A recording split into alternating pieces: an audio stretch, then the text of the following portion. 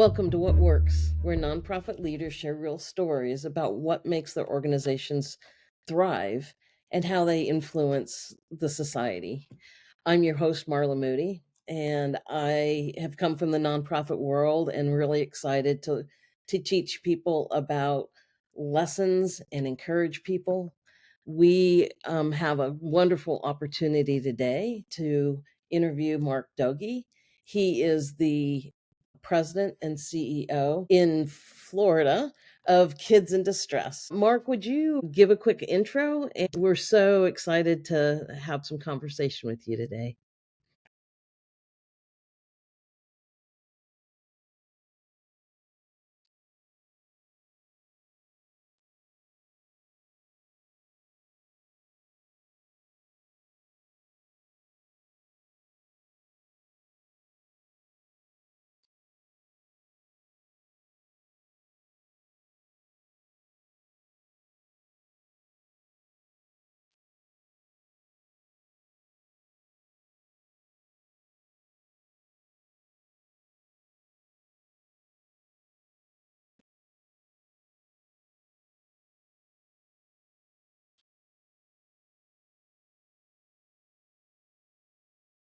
Is to go upstream and try to impact families and children at a very young age to avoid costly foster care placements, juvenile justice intervention, and to really start children out on the right foot regarding their social, academic, and behavioral, future. Now, how did you even venture into this world of really advocating for children? That's a really interesting question, Marla. My undergrad is an interesting combination of criminal justice, biology, and conservation. I went to school wanting to save the animals, right? Unfortunately, a conservation position was not in my future when I graduated from college at Northern Michigan University, and I attended a police academy. So I didn't go into conservation, but landed a law enforcement job very, very early on. I was only 21 years old. I did law enforcement for about 2.5 years. But one of the things that I found that really set the stage and the foundation for my entire career is that at an early young age, I was able to create and maintain relationships with some of the younger kids in our community, the juveniles, the kids that were getting in trouble. As a police officer, many of those interactions, if they're not doing what they're supposed to do, lead to an arrest. I sent a lot of kids down to juvenile justice facilities in Detroit and Flint. When those children came back, they were gang affiliated and had drug involvement. And quite honestly, they were worse when they came back to our community. So after about 2.5 years of law enforcement, I kind of hung up my badge and I moved into a group home, a Boys Town group home, with the same adolescents that were being reintegrated back into our community, and lived with them, mentored them, provided a behavioral and clinical intervention to them at that time, and kind of set the stage for really doing some upstream philosophy. How do we work with children, with youth, with young adults to try to change the trajectory of their lives by mentoring and creating positive relationships with them and driving them to alternatives so that they wouldn't get involved? And I had the wonderful, wonderful opportunity in 1994 to meet the executive director. Her name was Jean Miley here at Kids in Distress. I won a national award in San Antonio, and they told me they're doing work with young children down here in Fort Lauderdale. At that time, I'm like, oh my gosh, if we could only have intervened with those adolescents when they were 5 and 6 and 7 years old. And so I packed up a U-Haul and drove to Fort Lauderdale. I then moved into a group home here at Kids in Distress, opened one of our new homes in 1994. The home was designed for children that were in foster care that had been through multiple failed placements. Foster care was very broken in the 1990s, so many of these boys had gone through 14 different foster care placements before they landed with us. And our job, very similar to those teenagers, was to mentor, create relationships, but more than not, to really provide a level of trust for those kids who had been thrown out under any other situation, and to let them know that they were loved, to let them know that they were going to be cared for, that they could be kids again. So I did that for another 2 years, and then had the opportunity to really rise through the ranks of our organization. And again, that upstream philosophy has always been at the center of my career. I'm trying to intervene even now. The most programs that we have are programs that try to keep kids out of those group homes and out of foster homes. I like to use the analogy that many years ago we were standing at a riverbank, and there was children flowing down the river. We were skilled rescuers. We were going to jump in the river, save all these kids, and make sure that they were all right. What we learned very fast is that resources are never going to be complete enough to be able to provide a safety net for all those children that were floating down the river. So we decided to go upstream. Back when going upstream was not popular, intervening with families from a maternal health perspective. How can we meet with moms before the children are born? How can we intervene with families before they come to the attention of the floor abuse hotline? That upstream philosophy really engaged us in so many ways to keep kids out of foster care. 10, 15 years ago, there was 3,000 kids in foster care in our community. Now there's only 900 in licensed care. I truly believe that interventions like our organization, as well as our partners, who have gone upstream and provided support to families, have made that difference. That's incredible. There was really that belief that you don't start where people are bad. You go and find the source of the disruption and really hit it there. That for me feels very visionary. What does it look like to believe something like that? We can go upstream to even before they're born and really work through that. What kind of pushback did you get? How did you keep that vision alive to make it happen? Our mission used to be just to provide treatment to children impacted by abuse and neglect. When we started to essentially evolve our mission into prevention and preservation of the family, we actually lost half of our board members. We built this huge shelter on our campus that at one point 75 kids lived here. You'd go into our baby shelter and there would be, 40 babies, impacted by drug abuse. So they were born substance exposed, impacted by HIV, have been brutally physically abused. And when we started to launch our foster care program in the early 2000s, my belief is that children belong with families. They don't belong in an institution. For some kids, that's the only choice, especially teenagers. They belong maybe in a group home that is family style. But we moved all of those babies into foster homes. So board members and some of our supporters, even donors, would come in and say, well, where's all the babies? And we're like, those babies belong with a family, even if that family is a surrogate, a relative caregiver or a foster family, a pre-adoptive family. They don't belong in a shelter. So the pushback that we received from board members, from donors even, believe me, this was a big trajectory change, because I could take a donor into our shelter and they'd be throwing money at you because everybody wants to see babies. Now our babies are in homes with families, but guess what? The success rate of those children is upwards of 100 times, 200 times, because they're not in a group facility. We had wonderful staff member, but a child going to bed with a bedtime story and then waking up with a totally different caregiver the next morning is really not conducive to normal childhood development.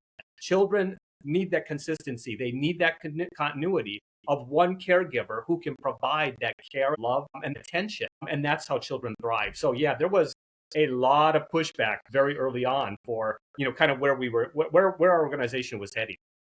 Huh. It's interesting, Mark. I can tell you're an extreme sports person because that was an extreme situation.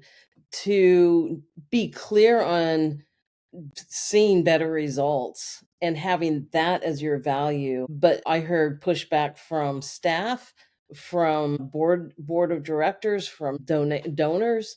Those are all people that have influence and should have influence, but weren't aligned with your new vision.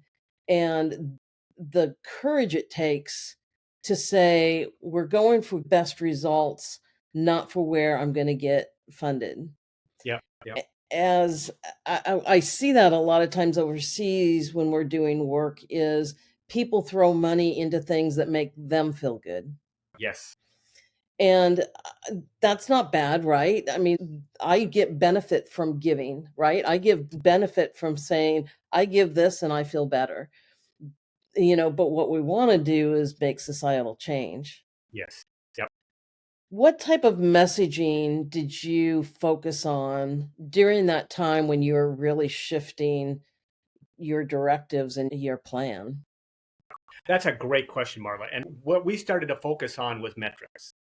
How are we measuring change? It's very difficult to measure a foster care place, because longitudinal change takes years to study, to evaluate.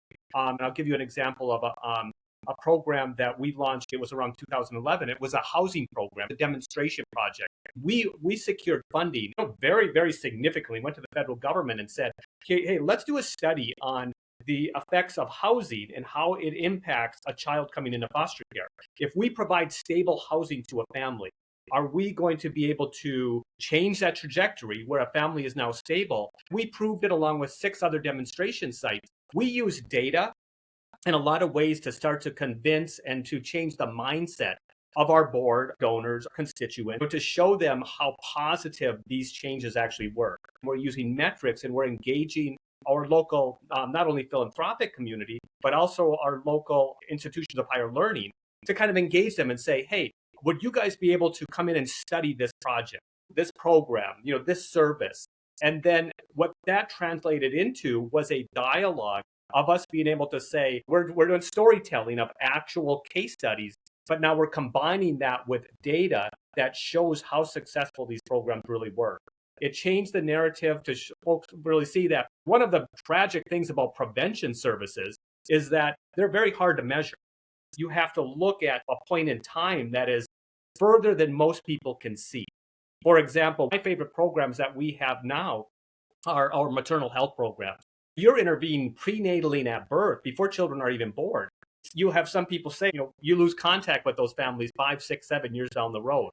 The most important thing that we can do is maintain contact with those families. Internally, you're never going to have 100%, but we probably maintain 60% contact with our maternal health programs by offering groups, by doing peer-led interventions. We have a grandma in our our kinship program, dealing with relative caregivers, who's been affiliated with our program since 2006. Miss Brown was one of our first grandmas. Her child is now graduated from high school and in college. He was like 8 or 9 years old when she came to us for help.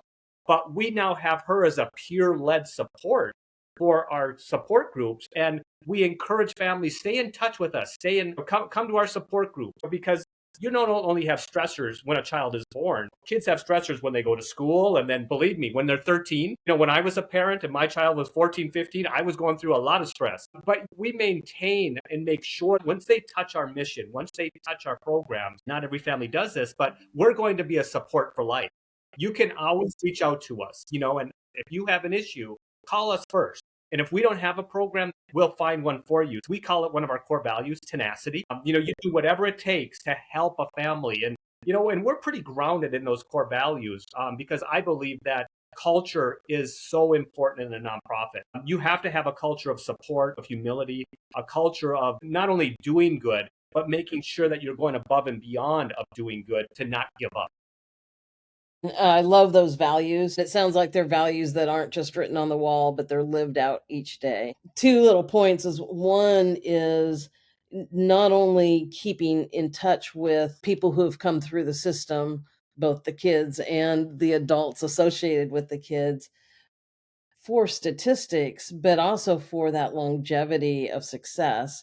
And I love that this grandma that came to you for help, is how you put it, is now a mentor, is now helping others. So there is that of giving back, and what better people to do it than who have had that experience of, I need help. This is rough. So I Mm-hmm. love that involvement for the sake of the program, for the sake of the individuals and the families, and just how great it feels really to say I have something to offer. Yes. Yep. Yep. And the other piece is statistics. Getting analytics is hard, and you alluded to that in many ways, especially when it comes to people, right? The best statistics are those that are passive, where you just gather clicks or whatnot. But some of the statistics you're doing, like if I give prenatal help, how is that kid in high school? I mean, Right.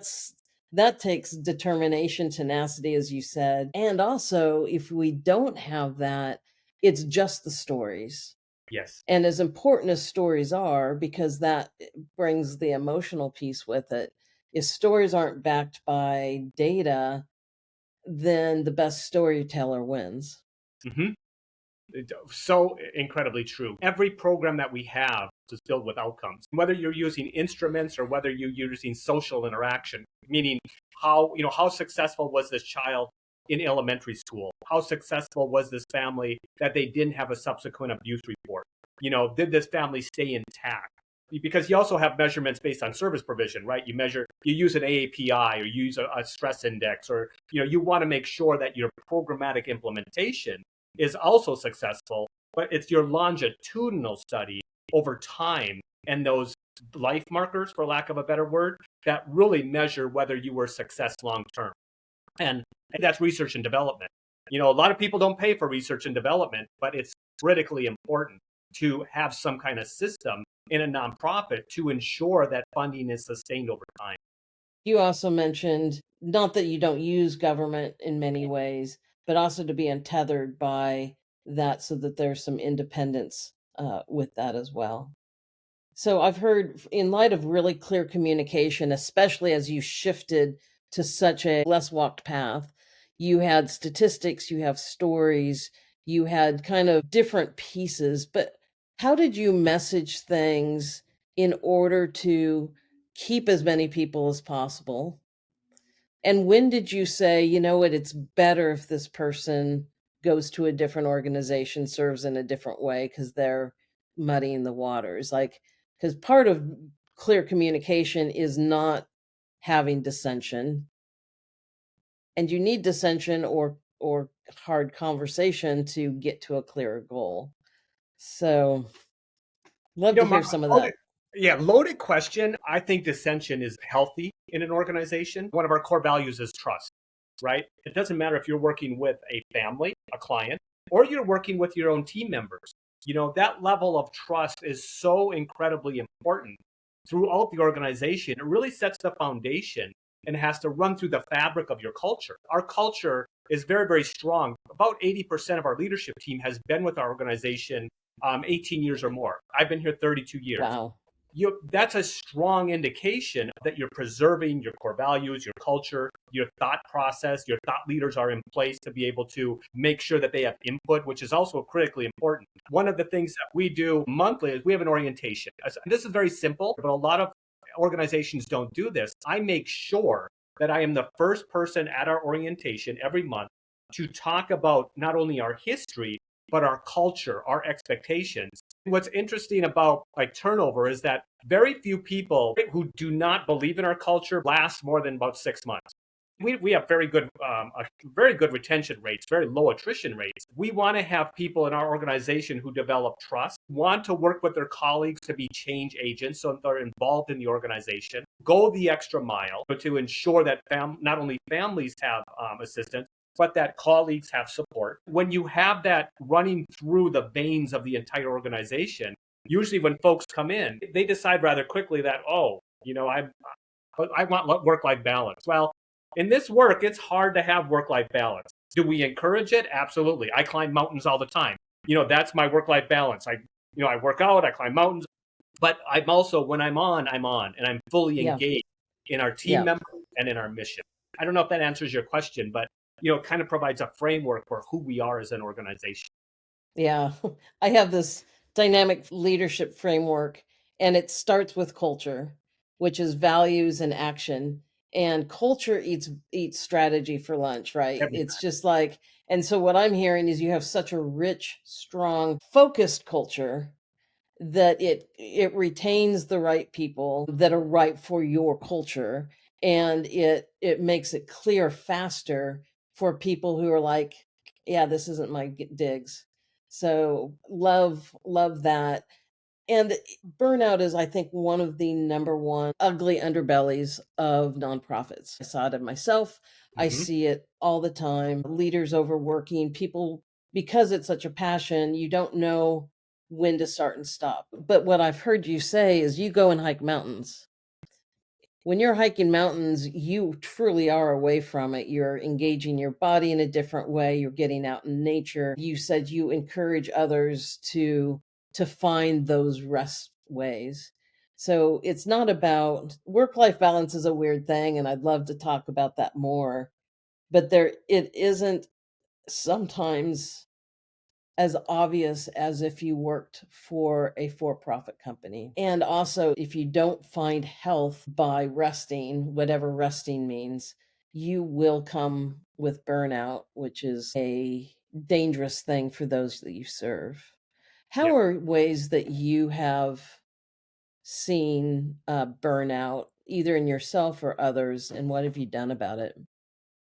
Marla, it's something that we talk about probably weekly in our leadership team. As a matter of fact, I'll go back to the orientation, is that the last part of my orientation, I talk about two things that have nothing but everything to do about our mission, right? And the work that our people Right. do. The first thing I talk about is ACEs, adverse childhood experiences.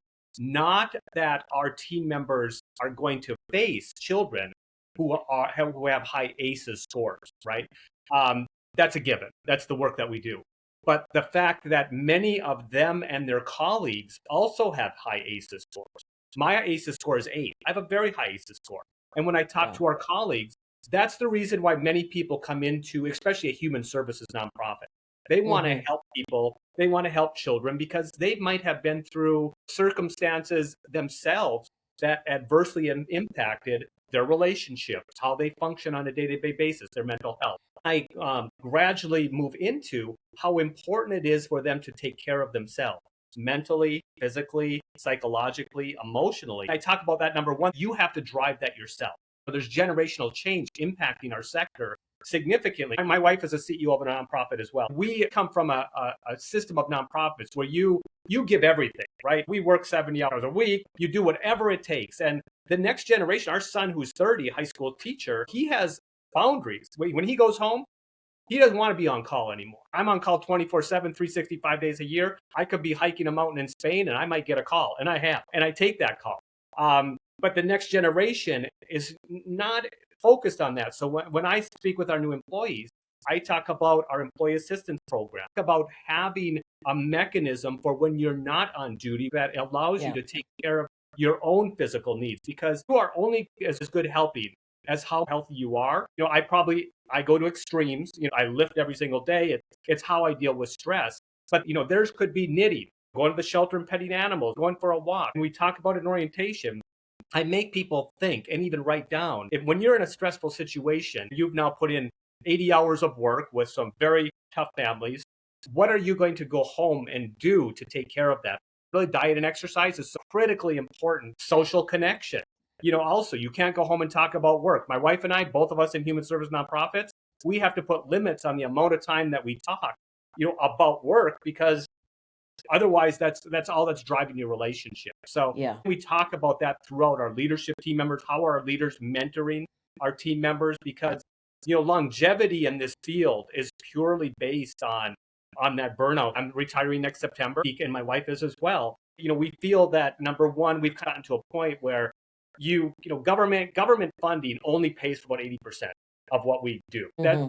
nonprofit. You're raising money, to make up that gap. I think from a bureaucratic and a political standpoint, when you're dealing with that grind every single day, and I know you've been there probably on a larger basis, some of the international work that you do it, you feel sometimes that the resources are not always there compared to what you really want to accomplish.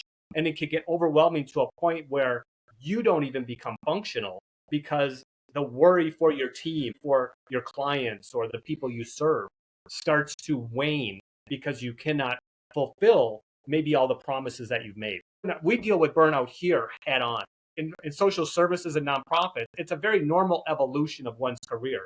You're going to Yeah. go through ups and downs. How you deal with that and what tools the organization provides to its employees to ensure that they can not only deal with it head on, but that they can more importantly overcome it. That is Yes. really, really important. We have a very rich EAP program, employee assistance program. We have a relationship with another organization where our team members can have 5, 6, 7 free therapy sessions. That's unheard of in a lot of places. It's still confidential. I refer people to EAP all the time because, hey, it's somebody to talk to. It's important to have those resources. The other piece is having a very flexible work environment. Again, I'm not a big believer in work from home because culture can be impacted if people are away from their peers significantly. But you also have to have a system of flexibility because, our work doesn't stop. It's 24/7. So you have to maintain that flexibility, not only for service provision, but for the health of the team that are the hands and feet of your mission. So you mentioned not working at home, which of course COVID has done radical changes, both positive and negative. Like the positive is the realization that we can do this conversation virtually Mm-hmm. and it's still rich. Yeah. It, back in the day that was less likely, but the concept of working from home is a big deal and it's a challenging piece. How have you brought that to your employees, especially the younger generation? What are some of the conversations you've had maybe around helping that happen? We try to provide a flexible work environment whenever possible. We and our programs span 35 distinct programs. Some of our programs are preschool, for example. You can't work from home and be a preschool teacher. It doesn't work, right? That being said, 60 to 70% of what we do are community-based programs. So those are team members who have an office here on our main campus or in our office in Miami. But 80% of the time, they are in the community working with families. We don't do a lot of outpatient work. We don't have families come to us. We go to them to concentrate on where they're at. Before the pandemic, it was all office based, but after the pandemic, we worked from home for a couple of years. And one of the things that we instituted right away was weekly meetings during the pandemic. We had weekly staff meetings on Zoom. Everybody had to turn their camera on. And we would bring in guest speakers. We brought in people to just encourage our team. And those weekly meetings were critically important to make sure that we just saw each other scream face to face. Shortly after, we actually noticed that there started to be cracks in our culture. One of the ways that I noticed that right away is that I pride myself in knowing the first name of every team member in the organization. I started to lose that when I was only seeing people on the screen. When I would meet with them in orientation on the screen, I'd see them in person. I'm like, that didn't even look like the same person. I mean, Right. so what we did is probably 2 years after the start of COVID, we told our team, you need to be in the office more than you're out of the office. Meaning that, and for our community folks, that means that they had to be in the office at least one day a week to meet with their supervisor face to face. We were not going to do Zoom supervision because you lose a lot of the emotion, a lot of the connection. Mhm. Trust is a core value. Compassion is a core value. Those kind of core values are only sustained when it's face to face. Human Yeah. connection is so important. When you look at Maslow's hierarchy needs, so yes, food, water, shelter, human connection is also a foundation. Human connection doesn't happen through a screen. It can, but I don't think it's as successful. We moved to this in the office more than you're out of the office. But that being said, we were flexible. We told people, you choose what day it is, as long as you're accomplishing, the goals associated with your position. And it's been very beneficial. Also, the flexibility helps our team, but at the same time, even the new workforce, so the new folks, why can't I be 100% remote? Why? Because there are things you're going to get on campus that you will not get Yeah. just by the street. Yeah, those water cooler conversations. I'm one that Yeah. loves working from home. It was hard to go in the office, especially because I have so many virtual meetings. And yet it was those conversations when I went to go get coffee or when I just ran into someone in the hall that would have never happened Yes. because of that. This is a podcast not only to encourage, but also to learn from. If someone was going to take off the hood of your organization and kind of see under the hood, what weaknesses would you not want them to see? What a loaded question. A personal example is, and it has to do with burnout. CEOs, leaders have to wear many, many hats, right? I pride myself in mentoring our team. I love spending time with our team. I love hearing their stories. And the only way I can communicate their stories, our story as an organization, to donors and to other constituents is by learning from them and hearing the impact that they've made. So all that being said, in my last couple of years, I'm more engaged internally than externally. I don't like to engage in those political conversations. I see it all as bureaucracy that, is very negative in so many ways because there's just so much infighting. So our agency doesn't engage in some of those critical relationships with some of those political affiliated processes that I think some nonprofits do in order to gain marketing, support, dollars. The other has to do more with infrastructure. We're a very, very healthy organization financially. But there comes a time when you've built and built and built, and now you have to sustain through capital Yes. expenses what you built. So if you open the hood of the organization right now, many people come in and they go, oh my gosh, this is Disney World. Donors will come in and they'll go, my gosh, this organization already has everything. And they're less likely to invest in the organization because we are very much like a well-oiled machine and our campus is beautiful. The problem is that when you have an aging campus and an aging building, you have to replace roofs, replace air conditioners. I think few people in the nonprofit space, when they're not in the nonprofit space, do not look at nonprofits as a business. We have balance sheets, we have cash flow. The only difference between us and an enterprise business is that we invest additional dollars back into our mission. Nobody's taking profit sharing here. Doesn't exist in nonprofits where that's the, in enterprise that exists. We constantly have to be able to go to our donors to make ends meet with some of those capital expenses. That's probably our biggest and greatest challenge at this point. Our greatest asset is always going to be our people, despite the fact that we look like Disney World, because of our culture, because of who we are, and because of an amazing leadership team with a lot of tenure. But the fact is, you still have to have other infrastructure in order to sustain the business. We're going to have to, at some point, not only invest in that, but seek out the resources necessary to ensure that that gets done. Well, kudos to you for working on a well-run organization that serves people and yet really thinks through doing it as a business. Business sounds like a kind of a bad word sometimes with nonprofits. Right? Business simply means being efficient and effective, being legal, and Yes. also being able to better invest in the people that we're serving. So 100% business correct. is not a bad word. Before I let you go, you alluded to the fact that you and your wife are going to retire soon. I have two questions around there. The first one is, what is something that you're hoping to accomplish before you hand the keys over? Wow, a great question. I think the most important thing that I can leave as a legacy is to turn the keys over to another leader to ensure that we're a sustainable organization. We're not, even though we're approaching a transition, that we're not giving up on opportunity. Let's weigh that up. Give you an example is that we had another organization that came to us that would like to combine resources, whether we acquire them or we take them as a program. I think there's some organizations and some leaders that would say, we're in a big transition. We'll wait. We don't wait on opportunities in our organization, regardless of the changes that are occurring within. We also have a very big request for proposals for a contract of services that could be a $1.5 million program. And we have about a $47 million budget. So 1.7, that's significant. You're looking Yeah. at 5% of your budget.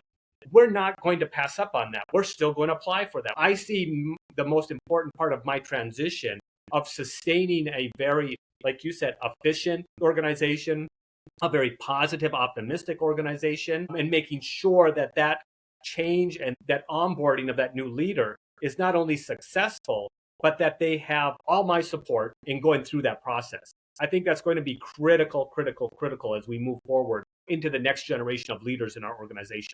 And quite honestly, when we do reach that point, that I also have the humility to step aside. This is the new leader, and I will provide a level of support, but I won't provide a level of dictation. I'm not going to say, you will do this, this is what you should do. I'm very excited for this change in our organization because I think some of us that have been in nonprofits for a long time are unwilling to admit that, your vision for the future has sort of been stymied. And we talked about at the very beginning of this podcast, we've made very significant changes in evolution of our organization. We just opened a new center in Miami a year ago, and that was kind of my last big project. I'm very excited to see what's next for our organization. Yeah. Kind of brought it to a level that I feel is beyond me. I'm like, okay, I don't know what's next. Now somebody needs to take the reins and run with them full speed. And do what's next for our organization. Yeah. That takes a degree of humility that I think some leaders don't have. They're not willing to change their position. Yes, I strongly agree with that. If our goal truly is the embetterment of whatever our focus is, there's times when we really press in and invest a certain way. There's times as leaders, it's time to step to the side to give a different set of eyes, a different focus, maybe more energy, depending on where we're at in life. I've stepped aside a few different times in my career, knowing that the next person can take it to a different level. It doesn't diminish what you've done. In fact, it just celebrates it. And that humility of saying, we can get to these goals in so many different ways. So, founder syndrome, right? That you Mhm. are there so long that there's not change. Now, what I've seen with you is the the boldness to make change, and I see a very organic, lively situation. So you haven't let status quo stagnate you, and Right. yet you're ready to see a new person come in with different fresh ideas. As you've looked back in your career, what is something either to encourage a new leader of what you've done well or what you maybe would have done differently?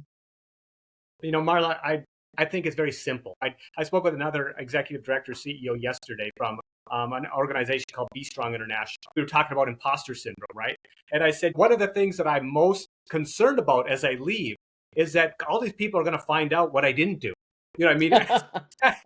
As a leader in this organization, I would say that as a leader, I think everybody kind of does not challenge themselves enough. They step in, they go, oh my gosh, I'm not so sure if I can do this or not, or am I really the right role for this? I would, say, stay humble. I think that's the catalyst that leads to an evolution in your leadership journey and your Yeah. organization's journey is being able to say that I'm not the end all be all. You know what I mean? I'm never going to be that. And kind of what goes along with that is to really understanding that your people have the solutions, being able to empower your team, being able to listen.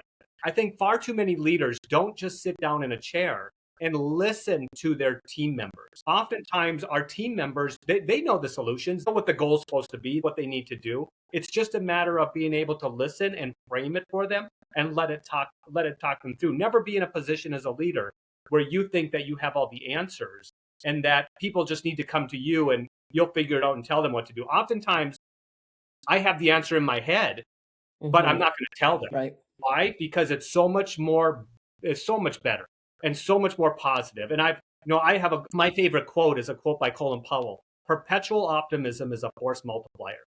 And being able to engage your team in optimistic, positive conversation and let them come to the solution is far more powerful than anyone realizes. It's very simple in concept. It's not so simple to do. Well, I'm going to close it there. Thank you for your time. If someone wants to be a part of what you're doing, how could they? The best way is to our website, www.kidinc.org, www.kidinc.org. If you want employment, if you want to look at our mission, we have 3 amazing signature events every single year. Want to get involved in volunteering? There's lots of ways to intersect with our organization. Everything there is on the website. And we're, of course, on all social media outlets as well. But my social media is also filled with organizational stuff and my adventures. So look me up, look our agency up. Would love anybody, if they want to volunteer or be engaged with us, we would welcome them into our mission. Well, thank you so much, Mark.